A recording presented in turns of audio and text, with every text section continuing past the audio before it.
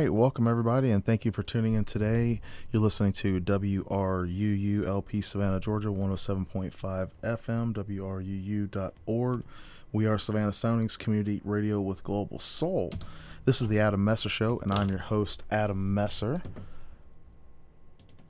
And today we have some special guests from the Crone Girls Press upcoming anthology, Stories We Tell After Midnight, Volume 2. And if you remember, I was actually in the very first one, and Rachel Brune has been on the show quite a few times, and she's going to be on the show actually in about 2 weeks. So today my special guests are Larina Warnock and Eddie Generous. So welcome, y'all. How are y'all doing today? I'm doing good. We're hanging in here out here in Oregon. Yeah, it's crazy with all those wildfires out there, so I'm really sorry to hear that. So everybody, Sebastian is not here with me today, so we won't have any live music, but sorry about that, but he'll be back next weekend with us. So let's start off. Larina, can you please tell us a little bit about yourself and also talk just a little bit about your story, because we're going to get more into that later. Yeah, so I am a high school teacher in Oregon. I teach business classes for college credit and kind of right on the side. This story is, it's one of my darker pieces and just kind of deals a little bit with what does it mean to be an accomplice. And we've got a supernatural puppy, which is probably the best part of the story, in my opinion, because who doesn't like a supernatural puppy? Bow, wow, wow. What's your story called? Red Rover, Red Rover. All right. There we go. All right, Eddie, how about you? I'm about 900 kilometers straight north of where she is. In a small town called Powell River in British Columbia. I edit Unnerving and Unnerving magazine. I have a couple podcasts. I publish several books, mostly big monster books with Severed Press, but I have other books. And I write lots of short stories. That's probably it. Oh, very cool. Yeah, I have some friends, online friends from Canada, and we used to do a lot of gaming with my friends from up there, so that's pretty cool. So, yeah, this show, for those of you who might be listening in for the first time, this show, I talk with authors, artists, and entertainers, and we talk about their work, their projects, their process, and we talk about like overcoming obstacles and stuff like that. And we talk a lot about the like nuts and bolts of just writing in general. I've had film screenwriters on, and we've had a lot of different folks on, actors, musicians, all kinds of stuff. But the general thing is like we talk about what y'all got going on basically. So how did you guys get involved with Crone Girls Press? And we'll just do this in order. Like Larina will go first, and then Eddie, and so that way we got kind of like an order for the rest of the show. Yeah. So I saw the themed announcement in Duotrope, which I use a lot for my submissions, and it seems like it might be a good fit. And then you submitted it, and well, I actually submitted for the other anthology, Compass and Break, mm-hmm. and was declined for that. And Rachel had asked if she could hold on to Red Rover because she was looking at it for Stories We Tell After Midnight, and so it was kind of like in a writer's mind, the worst thing you can get is a rejection, but the best thing next to an acceptance is, but I'd like to still look at it for something else. Okay. So I was really excited to let her do that. I think in part just because I really love this story and I wanted to see it placed. Oh. Well, that's good. How about you, Eddie? I'd read the first book. When I saw them kind of pop up a while ago, I was reading a short story every day. I challenged myself to that and blog about it. And I was like, looking for new horror stuff to add to everything I was reading. So I read the first book, and then when I saw the next calls come up, I just thought I'd send them something, because I always have a few stories ready to go, and my story Whisper Woods was one that seemed to fit what they were asking for. Oh, nice. Yeah, I met Rachel Brune through a mutual friend of ours named Bobby Nash, and Rachel has her blog called Infamous Scribbler, and before she started Chrome Girls Press, she had been helping, I guess, with editing and other anthologies and stuff like that. So she's been doing this for a while, and but she had her Infamous Scribbler, where she would talk with authors and different people in the publishing business or whatever. And Bobby introduced us, and Rachel actually did a blog interview with me for my first novella called Blood Thrasher. The Devil's in the Meadow. It's a heavy metal vampire band set here in Savannah in 1989, and we struck it off, and then she was on my show and talking and whatever, and then she had decided to do her own anthology, the stories we tell after midnight, and so she asked me if I would be interested in submitting for it, and I was like yeah. And so actually Eddie, my story Wrong Turn is the last one in that first book, so it was pretty cool. Yeah. Which actually, funny enough, I actually saw a bad review on it last week. Somebody was like, they didn't like, they personally didn't like it, but they thought the tropes, I was a little too long into getting into it and not enough nuance to keep them interested. And it was the only one that they didn't finish. I was like, well, yay, I got a badge of honor. I got a bad review. So thought it was kind of funny. But yeah, said bad publicity is still publicity. Oh yeah. It's crazy because people love. I don't know. They like. There's a reason why soap operas are so popular, because of drama. But yeah. I just thought it was funny because I've had some people tell me like it's not for them. Like there's a lot of folks that they say they don't like horror or whatever, and I get that. But I just thought it was interesting because I was. I really haven't. I don't think I've had any other reviews in the different reviews on it, and that was the first one that I can remember that outside of my own like people that publish their own reviews or whatever, outside of my friends and stuff that have read it, which obviously most of the time your friends are gonna be like either they don't want to tell you something negative, but they'll be polite and say, oh, it might not be for me or whatever, But then I've had other friends say that they loved it. And I actually had that produced into an audio book. And I posted in the Chrome Girls Press chat room. And I love what Rachel's doing with Chrome Girls Press because she's had a ton of, experience writing and publishing. And she's building, Chrome Girls Press up. And this is, I believe, the third anthology that she's putting out. Yeah, I think so. Yeah, she's just a phenomenal human being, too. Oh, yeah, I've been involved with this anthology and her marketing efforts. She really cares about her authors and creating a community for us, which I think is amazing. But just on a personal level, I think she's a phenomenal human being. Mm-hmm. I agree. I'm very selective of people that I like to do things with, and one of the things I like about Rachel is that she's very professional, and she also tries to vet the folks that she works with as well, so that they basically are following kind of like the same standards. You know what I mean? I mean, like we're all going to have different opinions and stuff like that, but yeah.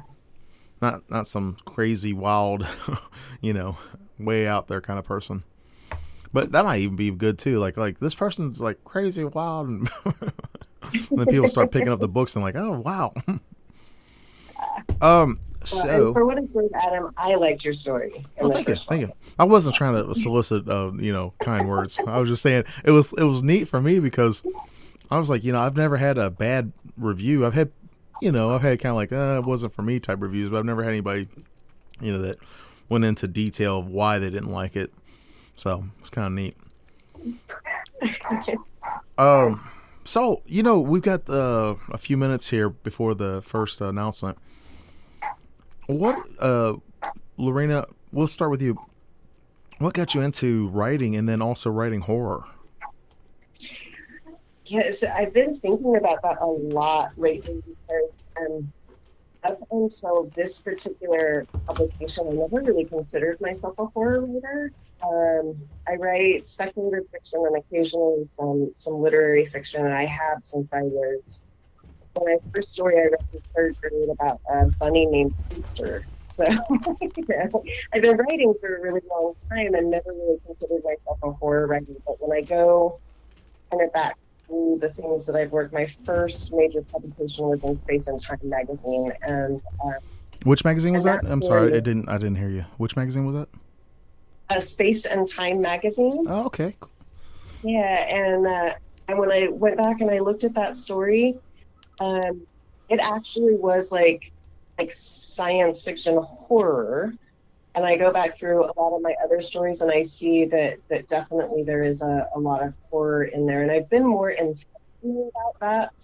I went to a conference and realized like all the horror movies and all the horror books that they were talking about, I knew all of them, and like, oh, maybe I'm a horror writer. So, uh, I'm in my 40s and I'm just kind of getting a handle on what I can do with this creative side of myself.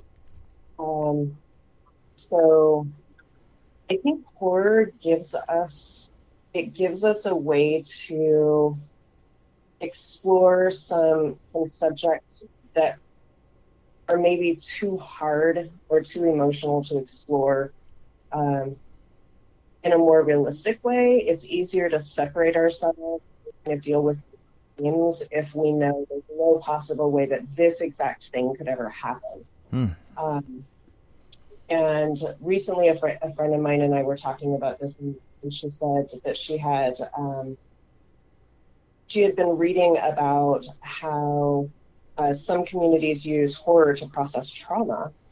And my experience has been very much, generational poverty and trauma and teen mom and all those kinds of things. So I think that's why I write what I do, but I also think that's why it's not scary to me and it is scary to other people. I think that's makes a good point. Let me do a station announcement here real quick, everybody. Thank you for tuning in today. You're listening to the Adam Messer Show, and my special guests today are Larina Warnock and Eddie Generous, and we're talking about Stories We Tell After Midnight, Volume 2 by Crone Girls Press, and the publisher is Rachel Brune.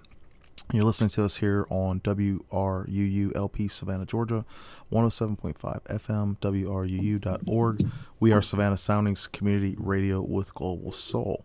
Yeah, I agree with you, Larina. There's, I feel like a good story explores the human condition. And, so I'd like to go more into that too. But, Eddie, I wanted to ask you too, because I kind of want to piggyback off of that when you're talking about reading a short story a day and blogging about it. I'm kind of doing something similar. I'm on day 49 of the, what I've called the Ray Bradbury Challenge. But I had listened to one of his talks, and he said, if you want to be a better writer, you need to learn metaphor. If you want to be a better writer, read a poem, an essay, and a short story a night for 1,000 nights.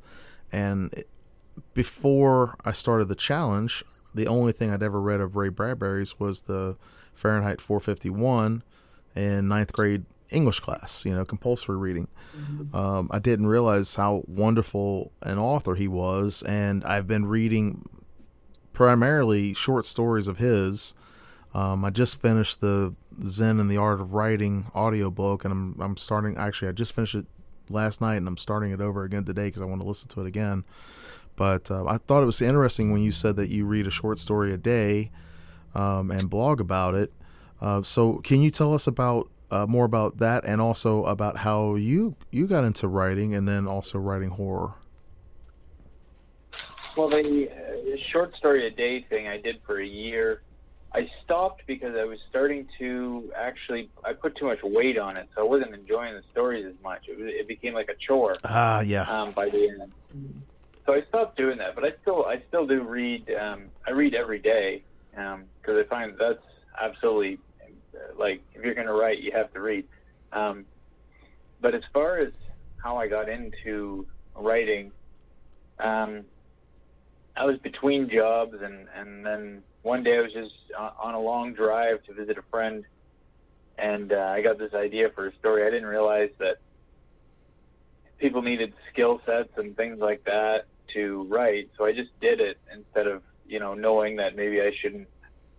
Well, I guess you probably should just write whatever, but I assumed that after you write a book, you just turn around and sell it or something, but that book never went anywhere, obviously, because it was terrible, and it was just a bad thing, but it was practice.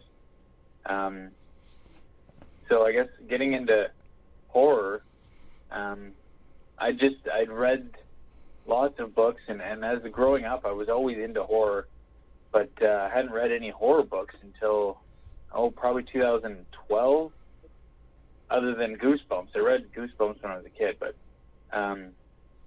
2012 I traded this guy on Kijiji. I don't know if you guys have that down there, but it's like Craigslist, and I traded him some commemorative Montreal Canadiens stamps for a box of hardcover books, and one of the books was The Shining, which is my favorite book of all time, and that one kind of had me turning. I was like, oh yeah, I do really enjoy horror. So that is mostly what I've written since then, like hundreds of horror stories. But I write some general fiction and crime fiction as well. I guess it's kind of whatever I'm reading lots of, I end up writing lots of. Yeah, Bradbury talks in the art, the Zen and the Art of Writing. He actually talks about that, about if you, for example, if you read a lot of Hemingway, and then you like that, for example, with Stephen King, if you like Stephen King's style, then you're going to emulate, a certain bit of that style or whatever, and then, after a while, you start kind of taking on your own form. I mean, obviously you have your own form anyway. I had a similar experience with my first not short story, but short book. As an adult, I've mostly read just nonfiction stuff on leadership and self-development and management and process management and stuff like that. And that's what I like to read. I like nonfiction stuff. But back in 2015, 2016, I decided I wanted to write fiction. I'd met some friends at a convention, and my friend Winfield Strock, he goes by Win. He was a small print published author, and I didn't realize that you could publish your own books. I was like, what? This is crazy. And then I have another friend named Josh Vasquez who writes the Savannah zombie novel series. And I interviewed him for the newspaper that I freelance for, the Savannah Morning News. And I was like, you know what? I want to write some fiction, because I felt like I was a very good business and academic writer. Always got great feedback on that. And I wrote my first book. Took me a year, and talking about not like the tool sets or whatever, or skills, Eddie, I only wrote when I felt inspired, which is total garbage. It took me a year to write 30,000 words, which I'm not saying that that's garbage, but it was kind of garbage.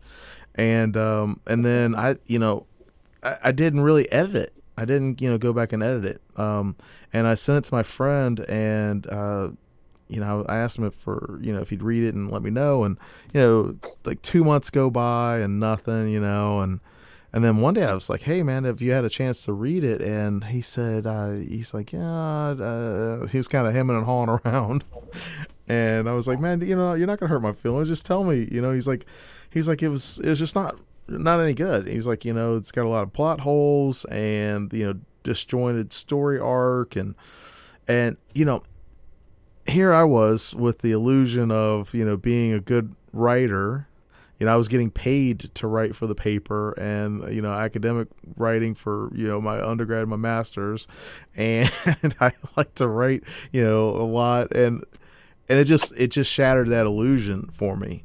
I didn't touch writing for, oh gosh, a while. And then I started to write little short. I wanted to write a vampire series, so I started writing little short stories that I was self-publishing on a blog. And I from that, actually since like 2014 or whatever, I've been studying fiction and writing and publishing and that kind of stuff. And it's just been the last year and a half or so that I've really kind of gotten into studying and looking and researching publishing. But I've learned a lot since then. And I feel like the best part of it, like reading every day, that's one of those things you got to do, but you also have to write and write what you like. So that's why I was curious with y'all, like how you got into horror. Larina, kind of going back to what you were talking about, I feel like the best stories, I don't care what genre it is, they are wrapped around the human condition, and we can see ourselves in that character, or we can, follow along with, the character and, their struggle, or, their pitfalls or their downfalls, character flaws and that kind of stuff. I mean, like, nobody likes a perfect character. You know what I mean? Mm-hmm. Even, like over the years, they've even tinkered around with Superman, who was supposed to be like, an altruistic, type character, so I feel like that's important, with the human condition and relaying that. And, one of the things I've been learning with reading Ray Bradbury is that his stories are all about, the human condition, and they're set in, like he had the Martian Chronicles, and, had different ghost stories and, horror stories. But everything revolves around, like the perspective of the character and how they're living their life. It'd be like us, somebody would say, if somebody were to describe what we're living in today with all the technology and everything, say 2,000 years ago, it would be science fiction to them, right? Yeah. Futuristic, spec fiction or whatever. So, that's just kind of some thoughts on my own, there with that. But yeah, I was right there with you, Eddie. Like my first one was garbage, and there's been some stuff that I've written that I'm like, I thought it was good, but then I set it aside and I went back to it and I was like, and then there's been some other ones that I'm like, I wrote that, that's actually pretty decent. So. Yeah, I kind of go through like this back and forth where I'll go through and I'll read my stuff and I'll be like, oh, that's all terrible and I should just throw it away and give it up. And then, maybe a week later I go back and I'm like, some of this is really good. And then I have a folder on my computer that's like, the title of the folder is "If I Die, Do Not Publish This." Where it's just the stuff that I've been kind of trying to, develop some kind of a skill in some area where I feel like I'm weak.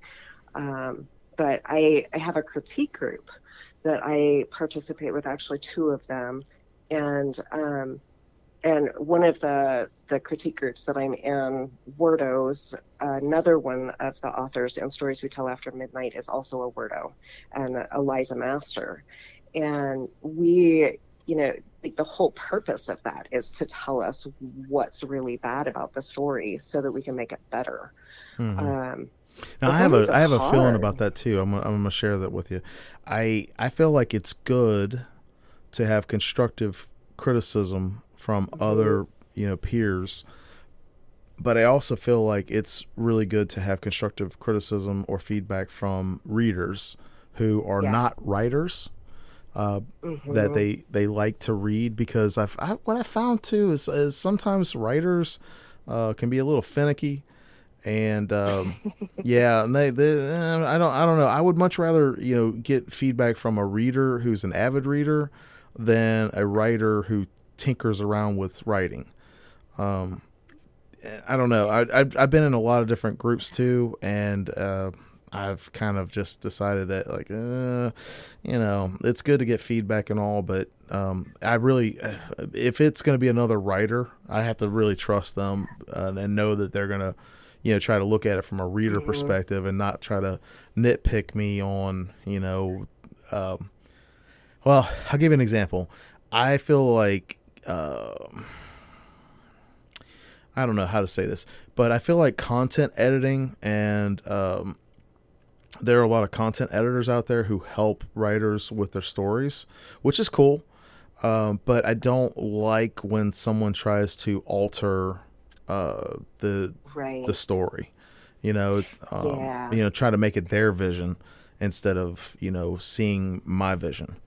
Um, Well, and that's so hard to do too as a writer when I'm reading someone else's story and kind of stepping back from that, like this is my perspective, this is my experience. yeah, Um, that's really hard. And so I think you're right. You're spot on. You have to have writers that you trust, that you respect, and you also have to know when their idea is just an idea. Like yeah. constructive criticism doesn't mean you have to make changes. Hmm. It just means for this particular reader, it didn't work in this way or that way. And with my main critique group that I work with is just two other women. We've been writing together now for about Well, see, 15 that's years. perfect. Yeah, that's good because y'all Yeah. are, a group of friends that have like-minded goals. That's great. I have friends like that too, and we help each other out and bounce stuff back and forth.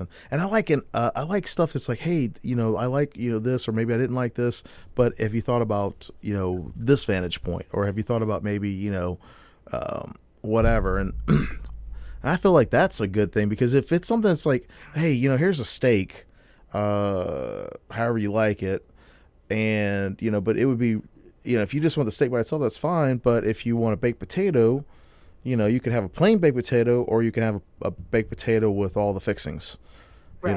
and Yeah. it's just like, I don't know. Everybody has their own tastes. You know what I mean? Yeah, I think one of the things that I like about Word is it's a large group of writers, and most of them have been published pretty extensively. But I know if like four people at the table say the same thing, okay, this is something that I really do have to clarify. Yeah, yeah. And like if one person says it, then oh, they just, maybe they don't like supernatural puppies, or they're allergic to dogs, or Maybe they're whatever just not a that. dog person at all, right? Right. Yeah. Yeah. Like, I have a friend of mine. I Yeah. love cat memes, and I'm allergic. I'm highly allergic to cats. I can't be around cats, but I love cat memes.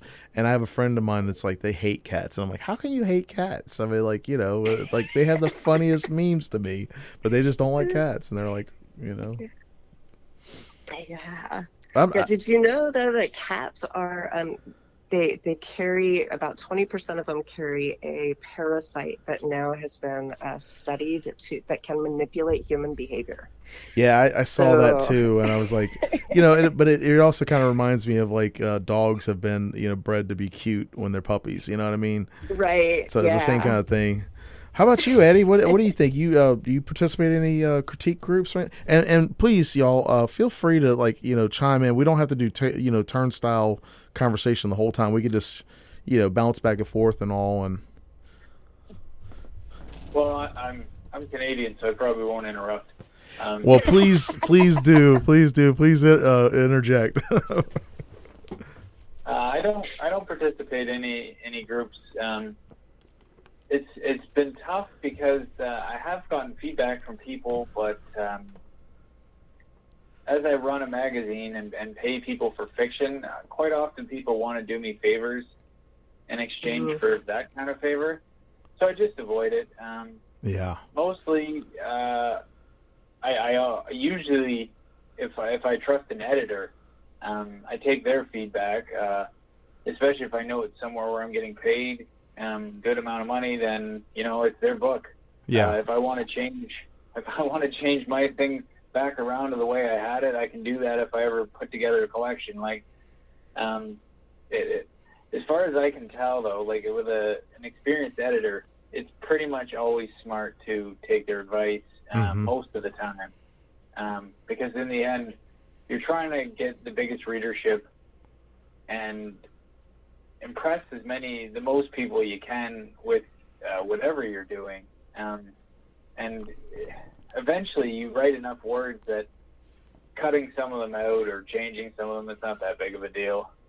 Hold that thought. We've got to do the station ID and some announcements. Everybody will be back in about 2 minutes.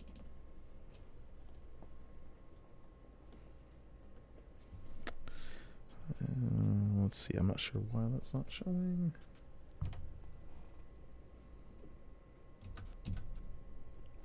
Yo, I'm sorry. I'm experiencing difficulties here. I don't know why the computer that plays these is not playing it. So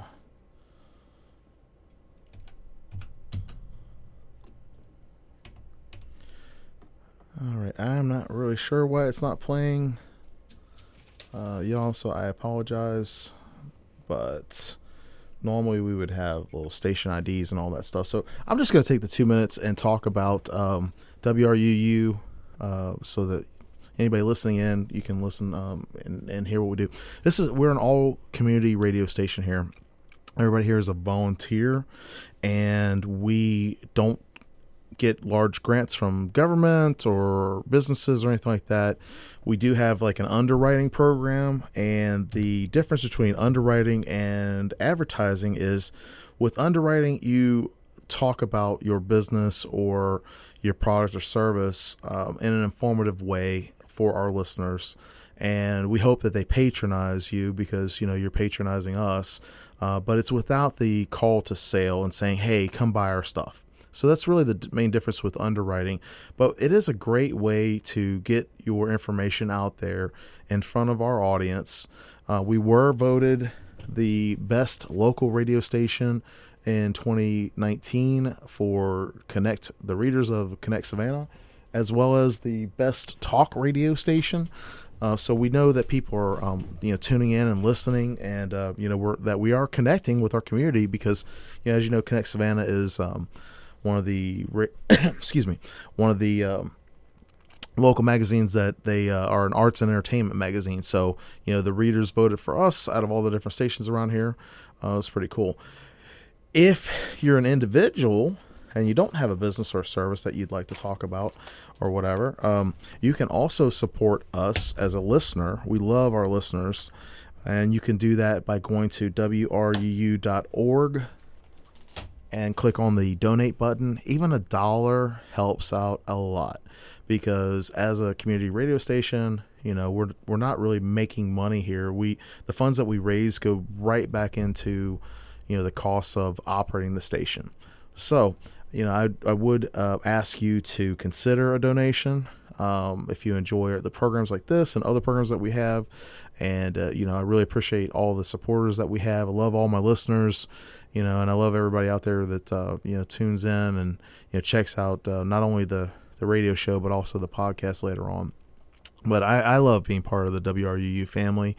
I've been here for July was my second year, so I'm going into my third year, and I couldn't do this program without y'all. So please just consider a donation, and I think we're getting ready to do our fall fundraiser drive. So if right now is not a good time, I think in October we're going to be doing our fundraiser drive. So just keep that in mind. Maybe be thinking about like, okay, well, I listen to this certain program on a certain day. Maybe I could check it out and help out the WRU family. So, all right, thanks a lot, everybody, for listening. Back to the show.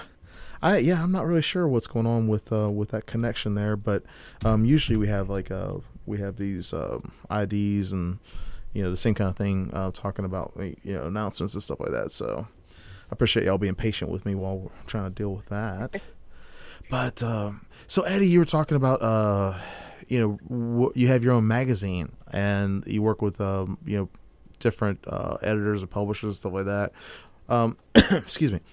Tell us more about your magazine and what kind of stuff you publish and what kind of stuff the readers can look at. It's called Unnerving Magazine. It comes out usually about quarterly, a little bit less probably. It's just dark suspense fiction, so horror, as long as it's not just, a sad person sitting in a sad room being sad, that kind of horror. So no depression stories? Yeah, there's lots of those going around, so it's got to be kind of heart-pumping stuff. That, I don't know, the next issue coming up in October is a second inspired by Stephen King issue, and I'm doing a second one because the first one sold much better than any of the other issues I've ever published, so go with what works. But so I've got lots of authors involved in that, and I interview people about their first horrors and some business stuff, and there's writing tips in it as well from my standpoint of it's more like submitting tips quite often, as I personally right now have 1,051 rejections. Wow. So your rejection pile is that many? Sorry? Your personal rejection list is that many, or you had to put that many, say no to that many for the magazine? Oh no, that's my personal one. For the magazine, every open period I get about 700 to 800 submissions, and I accept about 4 stories for each issue. Wow. Like that out of that pile. So it's pretty tough going, and sometimes I read a book that came out years ago, and I contact the author and ask if I can reprint the story, because I like it better than anything that's coming in. Mostly the that's stuff clever. It's whatever I like. So yeah, it's your magazine. Why not, right? Yeah, that's how I look at it. It's like, I'm a small print publisher too, and I have an anthology coming out in October, and that's how I feel about it. I'm like, I want to work with people that I like, and I want to, put stuff out there that I enjoy, because I know if I enjoy it, there's going to be other people that enjoy it. I mean, might not be everybody, but. Well, I try to aim for, like 4 stars, as opposed to aiming for 5, because I do try to look at what other people will like. Like I've published, I bet I've published 60 books of other people's books with Unnerving, and quite often I don't like it, but I have a feeling that other people will. And so far I've been right on the ones that I don't like. Some of the ones I really like and nobody likes, and I can't figure it out. But for the most part, there's some of the best-selling Unnerving books have been ones that I didn't actually really like that much, but I knew other people would. So when it comes to like broadening it, it's that way. I guess it comes down to once you start having to make money off of it based on how much time you've spent on it, then you have to start thinking about what other people want, as opposed to just what I want. Because if you went by, like, say, the Bram Stoker Award, I think whoever's voting on that is moronic every year. Oh gosh! The best book every year doesn't even make it to like the final, so I don't care. Yeah. I actually, it's crazy you say that, because I only joined the HWA last year after I had my story published with Rachel, and I joined it because I wanted to, I wanted to check out the resources, and I wanted to, meet some other HWA members and stuff like that, and it's just like any other organization. I mean, like, literally, you got good people and you got people that you're like, I don't really know how they do all the Stoker Award stuff. I get those emails where they send out, like, for your consideration, if you want a free copy of this book, you can whatever. But Yeah, I don't really, I don't know how all that stuff works, but um, and I kind of get where you're coming from though too with that, because having been mostly a nonfiction reader and the last, I don't know, 3 or so years trying to read fiction again. I guess I was kind of spoiled with the stuff I read growing up as a kid, because I read a lot of sci-fi, fantasy, and a little bit of horror, but mostly sci-fi and fantasy. And there's a lot of bad writing out there. I mean, there's a lot of bad writing out there. Um, so yeah, it's just kind of like, I mean, just kind of going back to that bad review. Like, the person didn't like my story. It wasn't for them. It just wasn't their taste. So Yeah, yeah, that it's interesting from an editorial standpoint. I edited an online journal focused on like literary work, and did that like for about contemporary 4 years. fiction, or what kind of literary? So it was poetry, fiction, and nonfiction that was focused on like major things that were happening in the world and looking at those from different perspectives.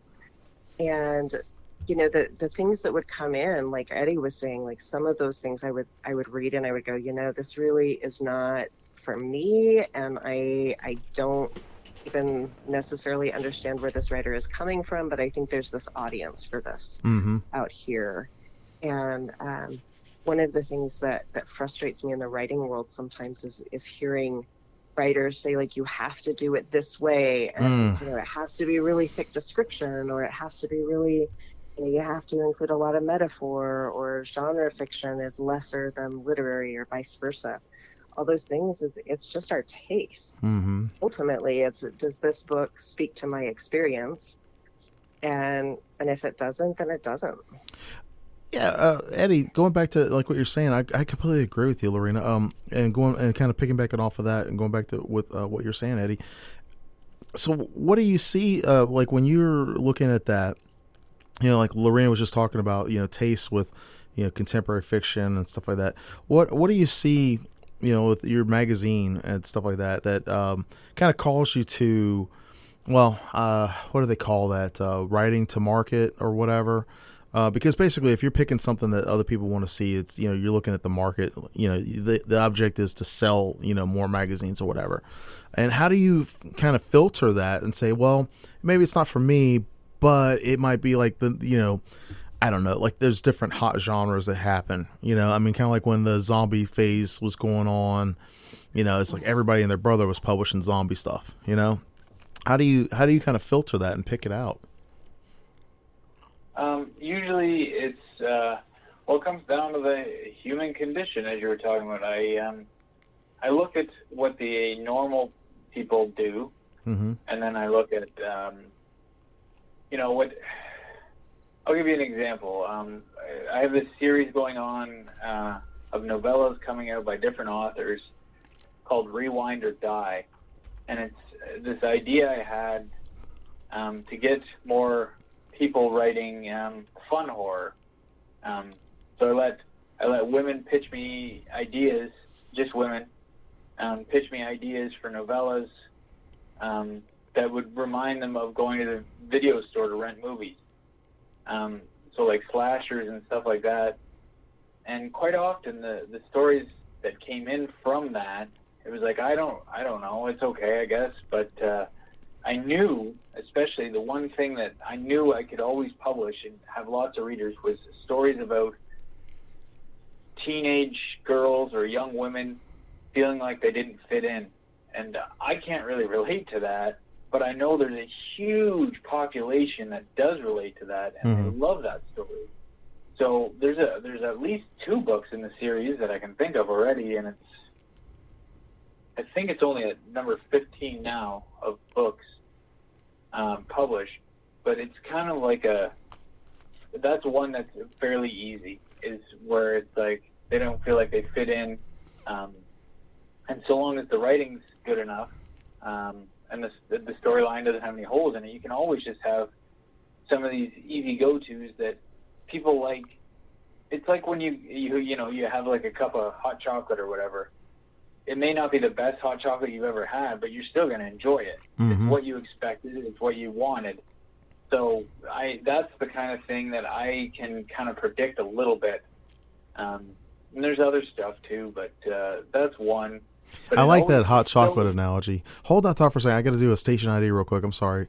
Everybody, you're listening to the Adam Messer Show here on WRUU LP Savannah, Georgia, 107.5 FM, WRUU.org. We are Savannah Soundings Community Radio with Global Soul. And today we have Larina Warnock and Eddie Generous, and they are authors in the upcoming Crone Girls Press Stories We Tell After Midnight Volume 2, published by Rachel Brune, who, as you know, she's been on the show quite a few times, and she's going to be back on. I'm pretty excited about it. She's going to be back on in 2 weeks. So we're going to be talking about that. And right now we've been talking about, like publishing and writing and editing and that kind of stuff. So Eddie, continue, please.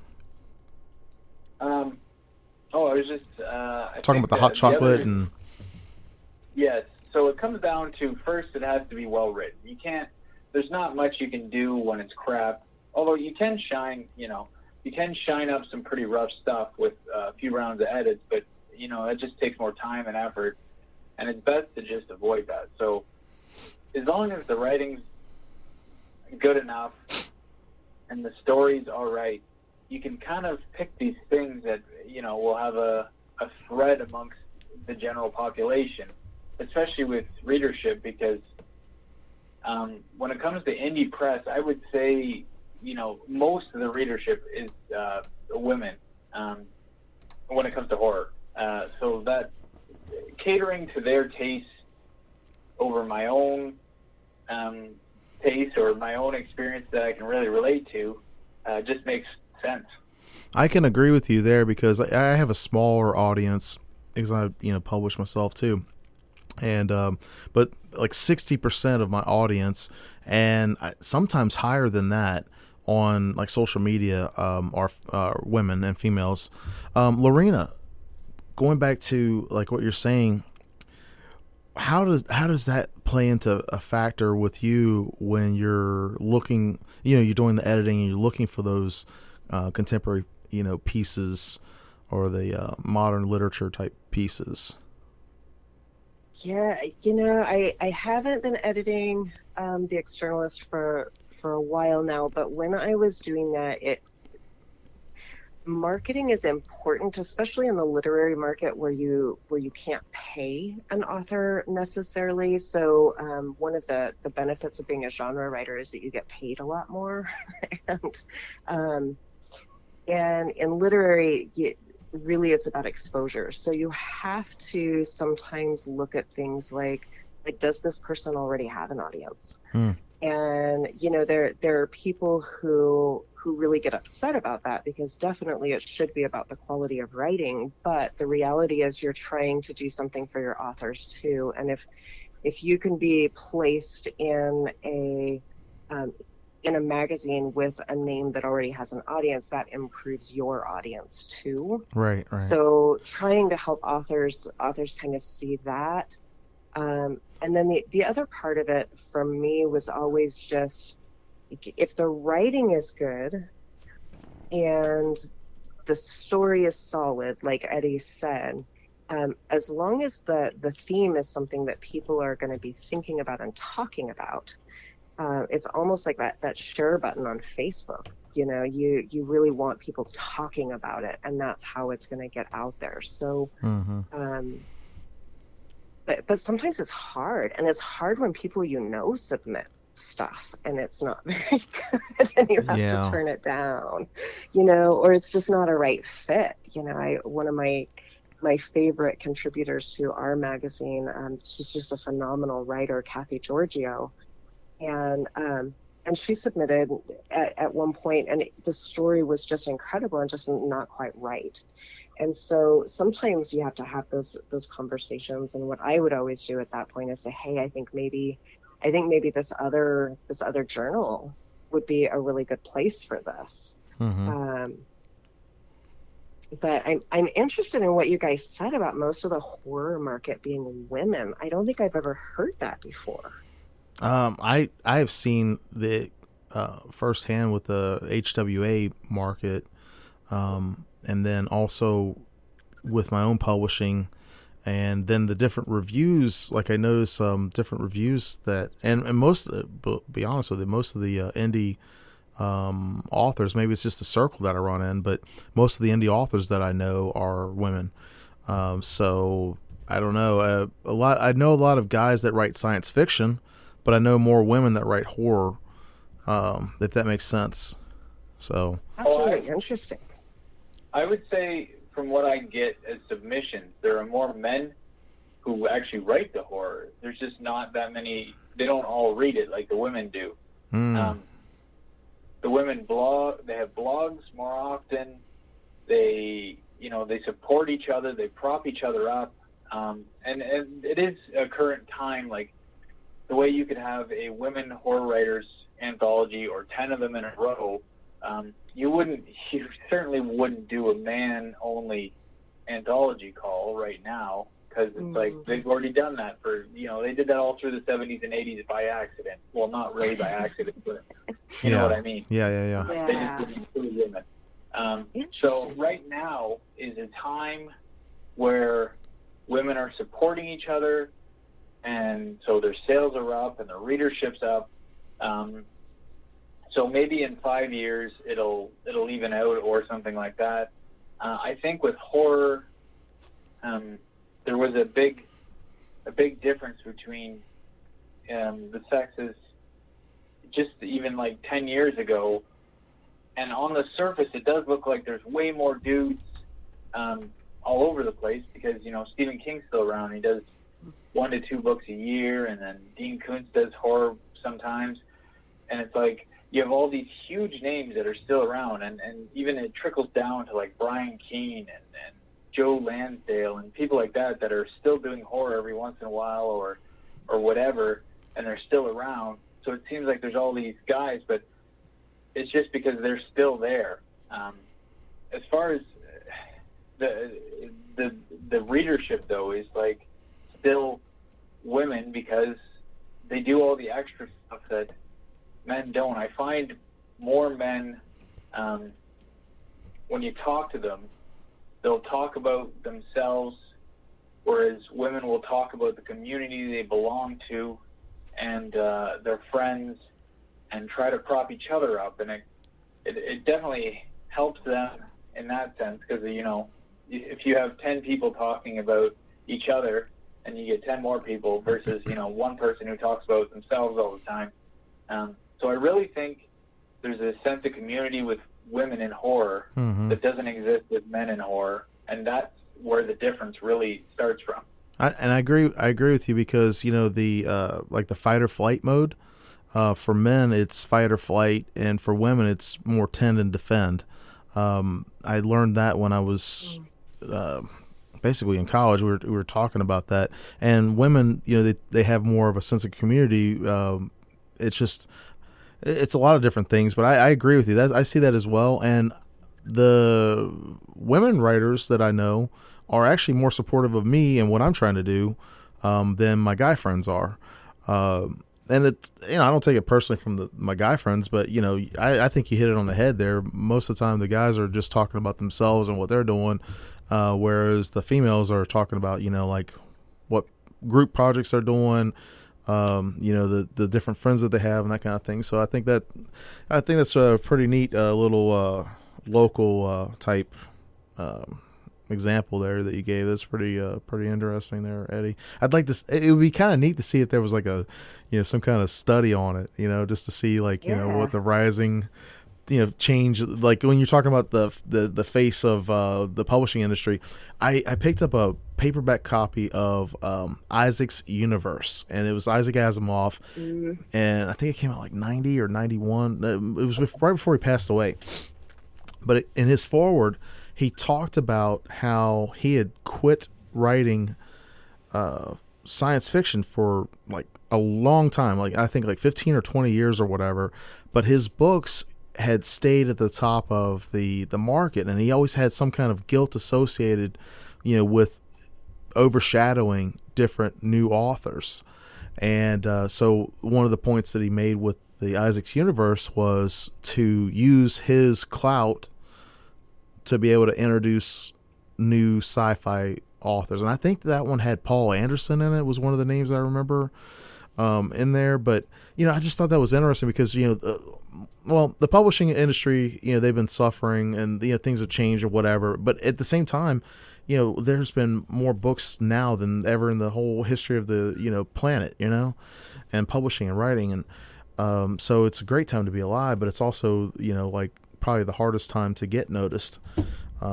I need to try to get this thing to switch over. So let me see if this audio will work, y'all. Let's see here. If it will.